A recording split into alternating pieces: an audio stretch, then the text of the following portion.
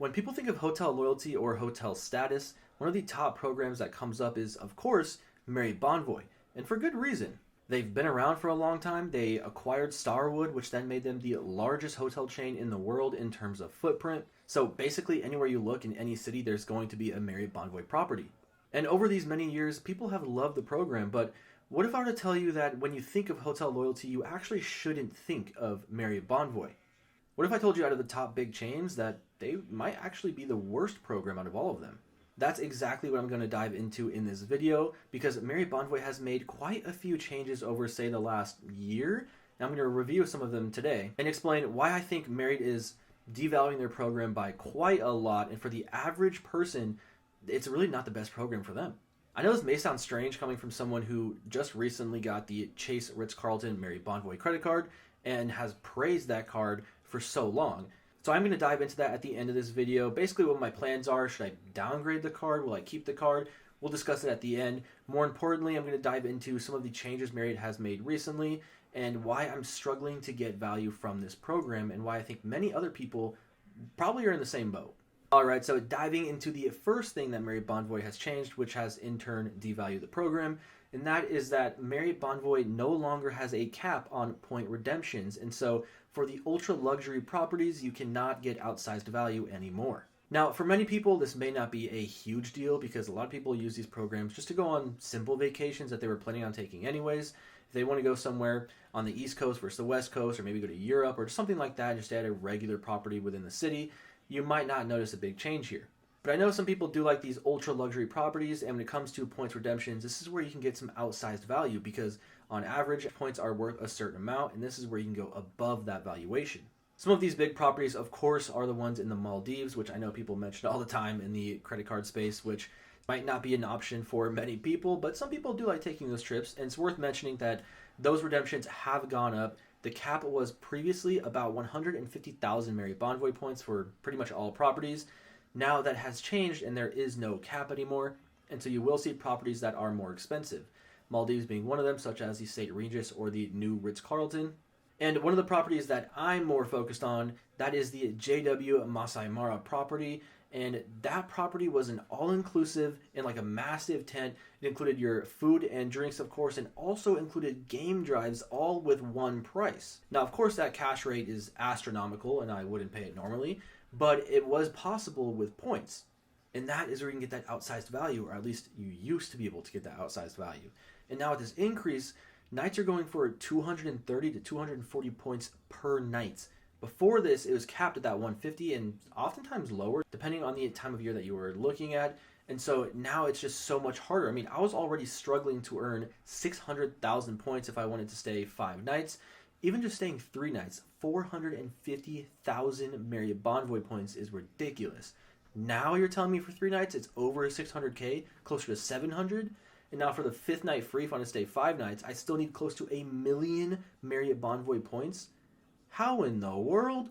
Of course, if you look at the cash rate versus the points rate, it still comes out as like a decent valuation where you're above the average cent per point for Marriott Bonvoy redemptions.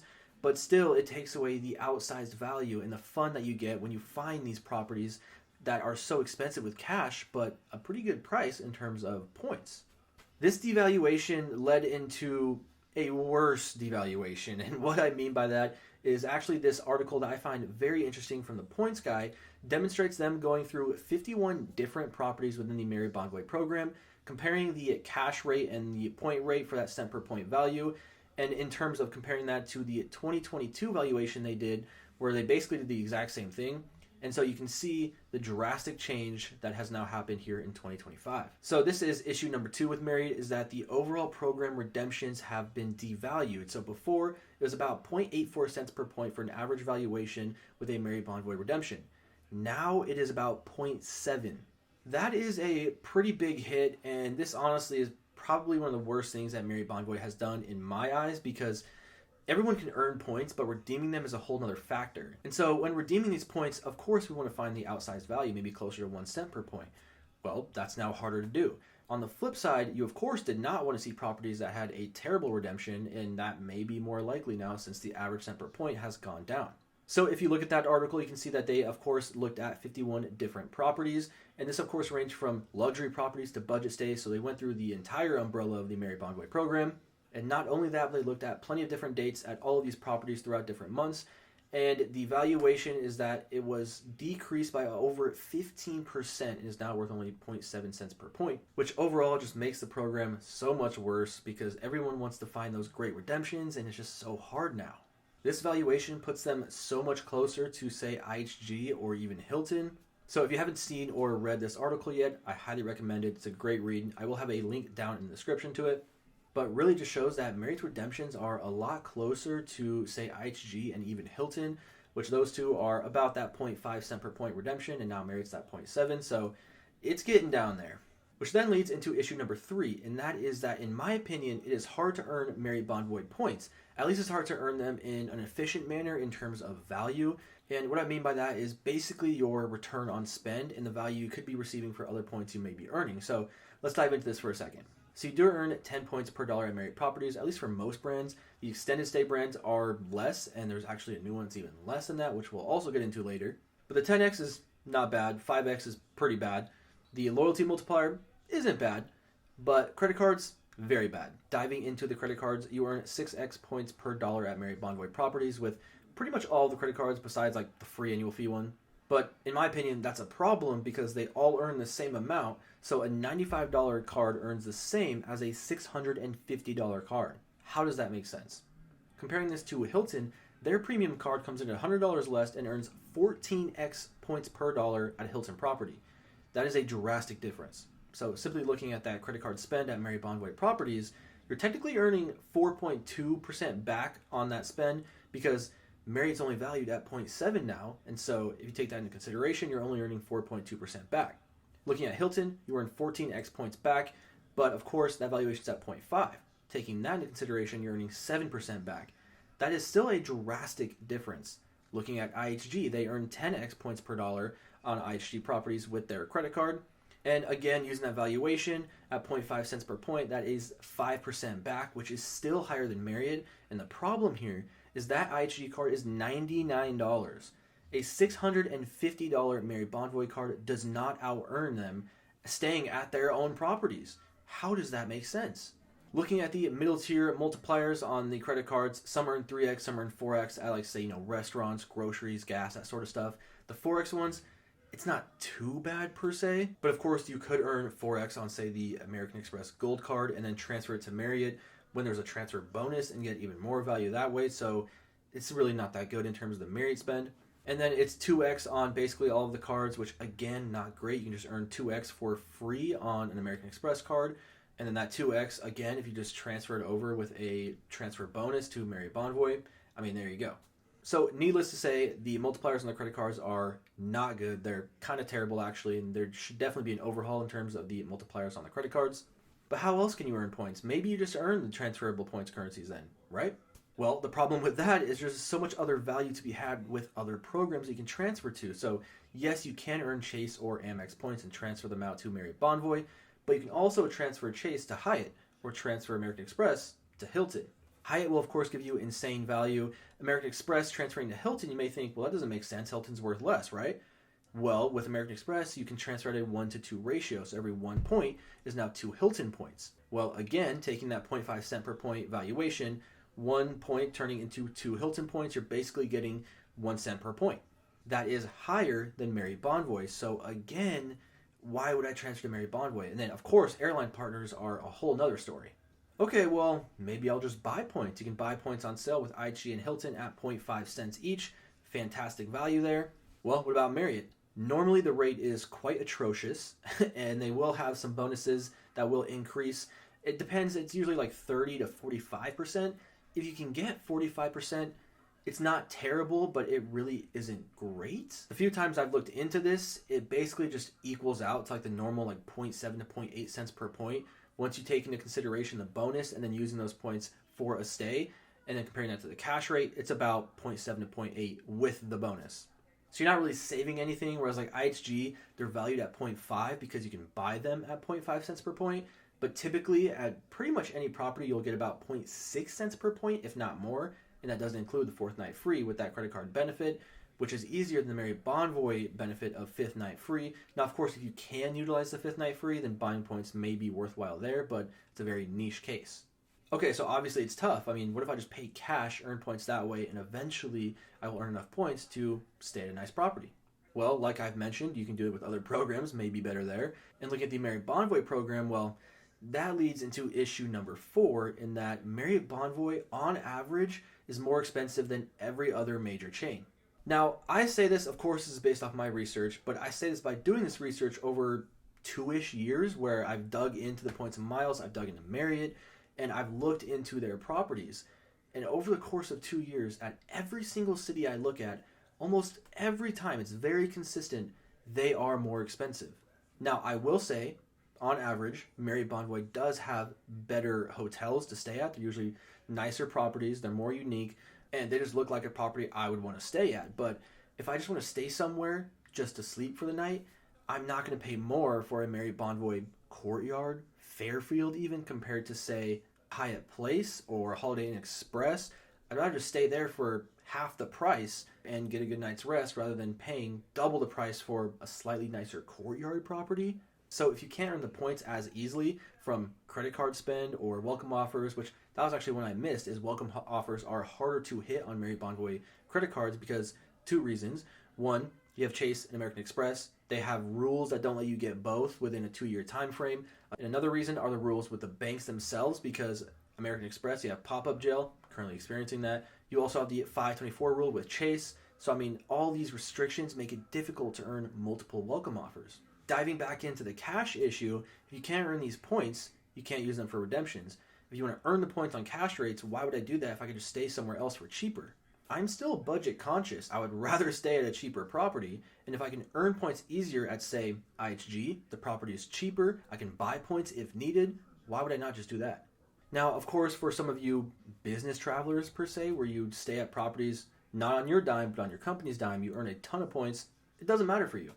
But for the average person who is looking into this, Marriott Bonvoy is probably not for you, as they're more expensive and they're harder to earn points, and the redemption values for those points are going down. And now lastly, another reason that you should probably be scared of what's to come for the Marriott Bonvoy program is that they recently just announced a new brand, which is the Studio Res Marriott Bonvoy brand.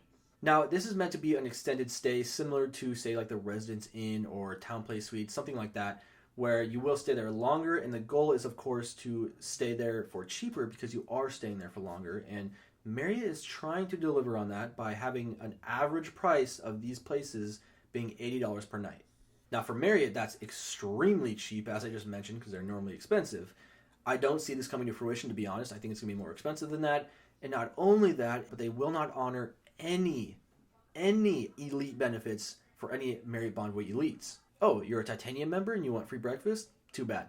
Oh, you want elite night credits because you're staying in a Marriott Bonvoy property? Psych, you're not earning any here. Oh, well, maybe you'll earn some Marriott Bonvoy points. I mean, it is a Marriott Bonvoy property. Well, you're going to earn 4x Marriott Bonvoy points at this property compared to 5x on the other extended stay properties or 10x on their main brands. I mean, what is the point of any Marriott loyalist staying at this property? I mean, really their goal here is just to dive into other people who aren't loyalists, to throw it on Expedia and be like, oh, here's a hotel for $80, now Marriott gets paid for it, and they don't have to worry about any elites. If Marriott decides to expand this into other brands, that is a huge, huge problem. Now, I don't think they will extend it into other brands, like their main ones, Ritz-Carlton, JWs, I doubt that'll happen, but it still is concerning nonetheless. I mean, how can a hotel chain create a new brand, announce it to everyone, be like, check out this new Marriott Bonvoy property. Oh yeah, there's no Marriott Bonvoy benefits that come with it. I mean, that is so weird to me, and it just shows that Marriott Bonvoy is definitely on the decline. Alright, so those are the main reasons I'm concerned about the Marriott Bonvoy program and why I think most people would benefit if they just went to a different one, such as, say, Hilton or IHG, or if you can manage Hyatt with their properties, do that instead. But what does this mean for me personally? Well, as we all know, I did just get the Chase Ritz-Carlton card, which is a Marriott Bonvoy credit card, of course. But one of the main reasons I got this card are for some of the other benefits that come with it, mainly the lounge access, and of course, the travel benefit, which does not relate to Marriott Bonvoy. The only thing that does relate to Marriott Bonvoy that I would use for this card is that $85K free night cert. Now, of course, that means I have to stay at a Marriott Bonvoy property, and I do think it is possible for us to stay at a nice property for at least one night per year, maybe say 2 to 3 nights a year. I'm not the biggest fan of Marriott Bonvoy anymore based on a lot of these changes, but right now I do think I can still use the $85K free cert because it's just one night, and right now that's all I have with Marriott Bonvoy. I may have another $35K free night with them based on another credit card that my wife has. But again, it's just one night, even with that one, which would probably be like an airport stay, for example, which we have a few of those coming up. And then the luxury one, if we're just staying somewhere for one night, I can just stay at a luxury Marriott property using the $85K free cert and just not pay a dime towards it. Or maybe stay at like a lower luxury property, which I might not get the best value for the $85K free cert. And so instead of like, $1,000, maybe it's worth $500 to $600, and then I just pay cash for the other one. I don't know. I have a few options here. I'm at least going to run with it for a year, probably 2 years. We'll see how it turns out, as I can always just downgrade the card back to the Boundless or the no annual fee card, or just cancel it altogether if I really want to. So we'll see what the Marriott Bonvoy program turns into. I'm confident I can use at least one $85K free cert. I mean, I only have to make up $150 to get that annual fee back, and that should be super easy. But outside of the Ritz-Carlton, in terms of just what programs I plan to stay at, Marriott is not going to be at the top of the list. I mean, I'd say the top right now would be IHG and Hyatt. So IHG being the loyalty program that I prefer because I have status with them thanks to the credit card. I have a free night I earn thanks to the credit card. 4th night free. I mean, they have a ton of properties. So many options there with IHG. You can buy points, which then makes it affordable for me. I can buy points for a cheaper discounted cash rate and then also use that for a 4th night free. And then besides IHG, I do have Hyatt. And so the reason I would say at Hyatt is I don't really have status. I do have the credit card. So I have Discoverist, but that doesn't do anything really with Hyatt. But, of course, earning Chase UR points is doable in my case, and I would love to use those for Hyatt stays just because they're so cheap, and the redemption value there is insane. So I will still use them for Hyatt properties when it makes sense. Otherwise, it would likely be IHG with the occasional Marriott. And I do plan to get into the Hilton Honors program eventually. Now is actually a great time. Makes those elevated offers that include a free night certificate. Unfortunately, I'm currently working on a pretty hefty sign-up bonus where I have to put every single dollar possible on that card, so I will not be able to get the Hilton free night certs on those welcome offers. But in the future, say next year, I think it's a very solid possibility. Then I'll give Hilton a run for its money. We'll see how I like them. Everyone seems to love Hilton, so I'm excited to give them a shot. I mean, the redemptions are iffy per se. You basically have to stay at their luxury properties, but similar to how Marriott used to be, those luxury properties are capped, and so you can get some great value there, but you basically have to stay at them. Anyways, enough yapping. That's my plan in terms of hotel loyalty status and the programs I plan on using in the future. Let me know down in the comments, what do you guys think of Marriott? I mean, are they the most expensive in your case? Are the redemptions better for you? Can you still earn points with them? I want to hear your guys' thoughts on this. I feel like I'm the only one having these issues. I mean, some of them are pretty obvious, like the no benefits of the new Studio Res. Ridiculous. Credit cards should definitely earn more with the multipliers. But anyways, enough of that. Let me know in the comments what you guys think. I hope you guys enjoyed the video. If you are curious about those Hilton free nights, I have made a video on that before. And if you're curious about that Ritz-Carlton card, I've also made a video on that. So go ahead and check those videos if you haven't seen them already. Otherwise, I will catch you guys in the next one.